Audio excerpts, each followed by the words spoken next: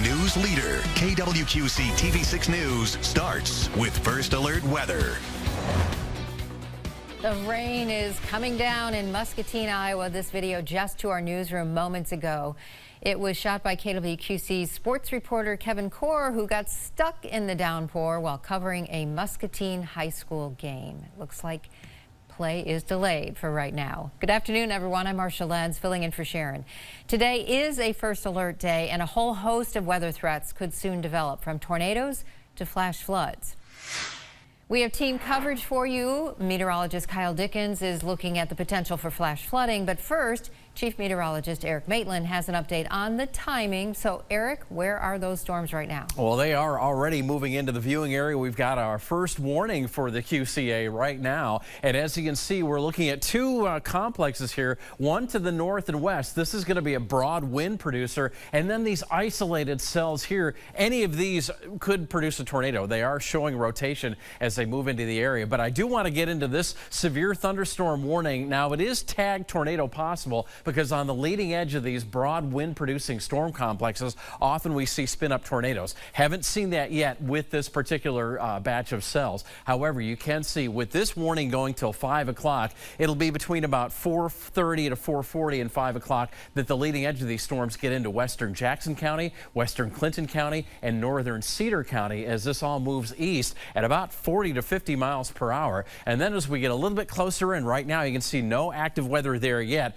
but even as we look a little farther south, cells will be moving into some of these areas. And again, these are the cells that are producing not only heavy rain, and we don't need any of that, unfortunately, with widespread heavy rain from any of these storms that we have this late afternoon into the evening. Flash flooding will be a possibility. Already a flash flood warning in Dubuque County, just north of the area. But again, you can see plenty of lightning, heavy rain, and some hail.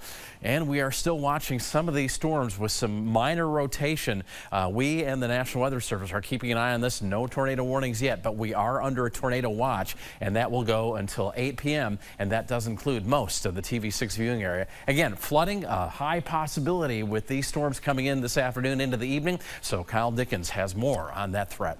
Yeah, Eric, that is certainly the case. We saw it yesterday as we had quite a bit of flooding across the region, Dubuque, Clinton, up towards Savannah, and here in the metro. What we're watching is with this line of storms, we've got some impressive amounts of water falling out of this and already have a couple flash flood warnings, including up into the Dubuque area right now. We've got a considerable flash flood warning, or what could also be considered an emergency for that area. And guess what? You folks that have seen two storms already move through, you got another big one. The main event is about to happen here with that line of storms that are moving through. One thing we're going to look at is what is called precipitable water, or how much rain these storms are going to be holding as they move through. And look at this. The pink is up to 5 inches of rain, and that's rainfall rate per hour.